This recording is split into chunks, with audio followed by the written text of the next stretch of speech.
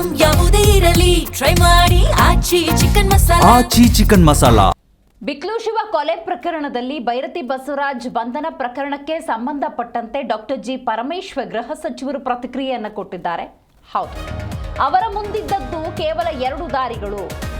BJP ಶಾಸಕ ಬೈರತಿ ಬಸವರಾಜ್ ಬಂಧನ ಪ್ರಕರಣಕ್ಕೆ ಸಂಬಂಧಪಟ್ಟಂತೆ ಮಾತನಾಡಿರುವ ಡಾಕ್ಟರ್ ಜಿ ಪರಮೇಶ್ವರ್, ಒಂದು ಸರೆಂಡರ್ ಆಗುವುದು, ಇಲ್ಲ ಶರಣಾಗುವುದು, 2 ದಾರಿಗಳಷ್ಟೇ ಇತ್ತು. ಹೀಗಾಗಿ ಸಿಐಡಿ ಪೊಲೀಸರಿಗೆ ಬೈರತಿ ಶರಣಾಗಿದ್ದಾರೆ. ಮುಂದೆ ಕಾನೂನು ಪ್ರಕಾರ ಎಲ್ಲವೂ ಕೂಡ ನಡೆಯುತ್ತೆ ಅನ್ನುವಂಥ ವಿಚಾರವನ್ನು ಗೃಹ ಸಚಿವರು ತಿಳಿಸಿದ್ದಾರೆ.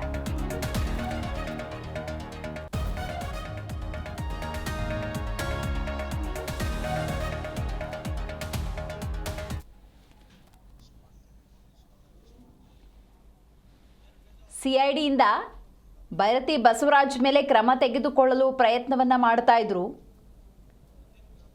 ಇನ್ ದ ಸೇಮ್ ಟೈಮ್, ಅಂದರೆ ಅದೇ ಸಮಯದಲ್ಲಿ ಬೈರತಿ ಬಸವರಾಜ್ ಕೂಡ ಬೇಲ್ಗೆ ತಮ್ಮದೇ ಆದಂಥ ಪ್ರಯತ್ನವನ್ನು ಮಾಡಿದ್ದಾರೆ.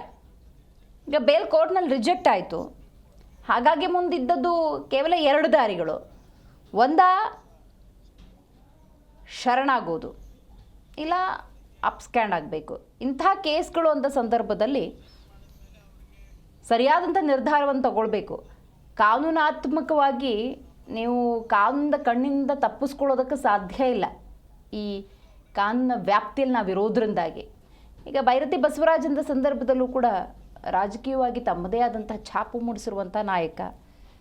ಈಗ ಕೇಸ್ ನಡೀತಾ ಇರೋದು ಕೊಲೆ ಪ್ರಕರಣದಲ್ಲಿ. ಹಾಗಾಗಿ ಶರಣಾಗಬೇಕು, ಇಲ್ಲ ಅಪ್ಸ್ಕ್ಯಾಂಡ್ ಆಗಬೇಕು. ಹಾಗಾಗಿ ಇದ್ದಂಥ 2 ದಾರಿಯಲ್ಲಿ ಅವರು ಆಯ್ಕೆ ಮಾಡಿಕೊಂಡಿದ್ದು ಶರಣಾಗೋದನ್ನು.